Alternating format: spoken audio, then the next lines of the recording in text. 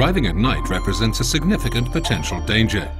The reasons are obvious: poor or limited sight conditions, obstacles or narrow bends which are recognized too late with a low beam, driving into the headlights of oncoming traffic, just to mention a few examples.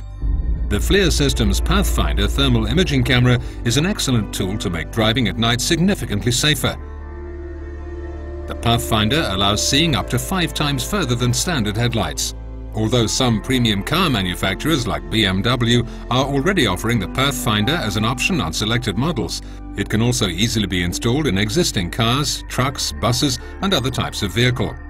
The aftermarket installation of a PathFinder in a BMW X5 is just one example.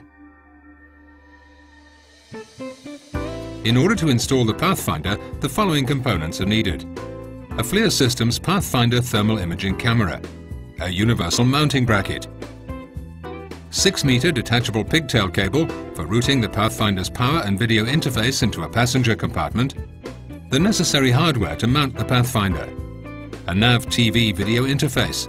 This interface creates an extra video input for the BMW iDrive LCD screen. The nav TV is only needed if you want to display the images of the PathFinder on an existing multifunctional display.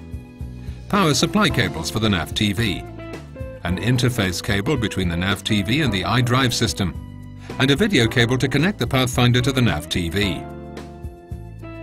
Glass does not transmit infrared radiation. Therefore, the PathFinder cannot be mounted behind the windscreen, but needs to be installed outside in the front of the car.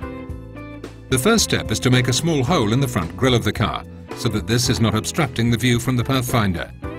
This measure is not necessary if there's already ample open space. 2 small holes are drilled to install the mounting bracket.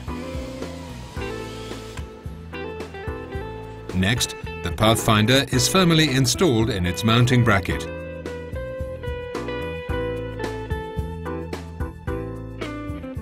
Connect the PathFinder to the pigtail cable.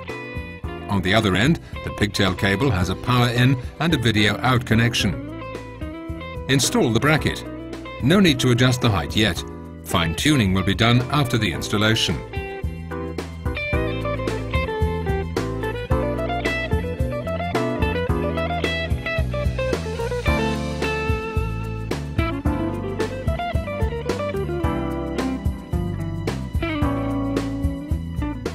The pigtail cable is routed under the hood and guided into the passenger compartment through an existing opening. No need to drill extra holes.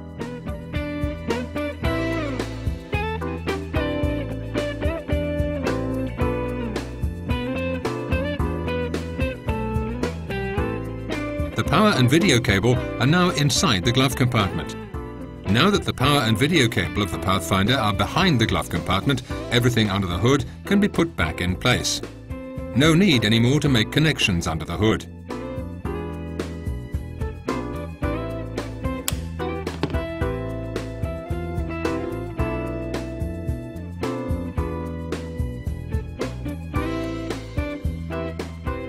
The next step is to remove the iDrive navigation screen from the dashboard in order to make the necessary connections.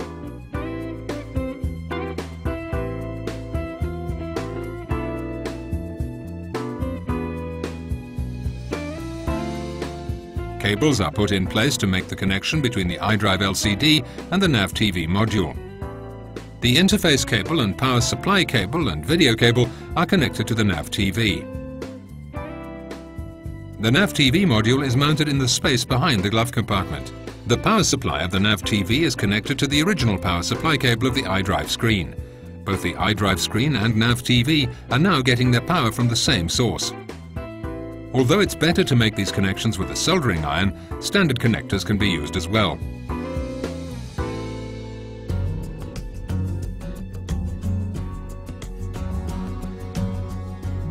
The original iDrive cable that provides all functionalities of the iDrive system is connected to the interface cable of the nav TV.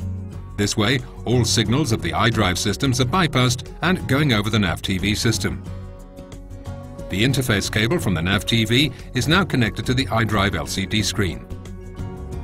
Finally, the power supply of the iDrive LCD is reconnected. After this final connection, the iDrive LCD and other parts of the dashboard can be put back in their original place.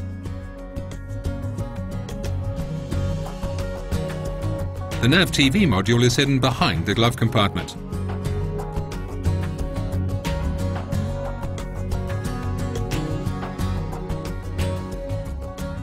The final step is to connect the power to the Pathfinder and the video cable from the Pathfinder to the nav TV. The Pathfinder will send its images over the nav TV to the iDrive screen. The images of the FLIR system's Pathfinder can now be displayed on the iDrive LCD screen. The iDrive system still has all functionalities. Radio, echo and GPS can be accessed in the same way as before.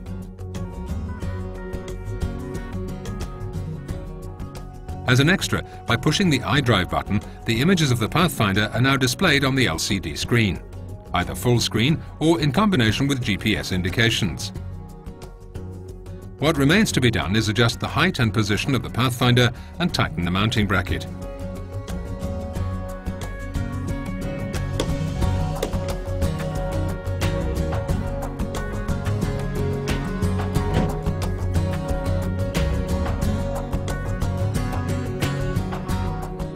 FLIR Systems markets a complete kit for installing the Pathfinder in existing vehicles. Apart from a Pathfinder, a mounting bracket and a pigtail cable, it also contains an LCD screen for users who don't want to connect the Pathfinder to an existing LCD screen. Equip your vehicle with the power of thermal imaging, install the Pathfinder, see up to 5 times further than with headlights, and drive safer at night.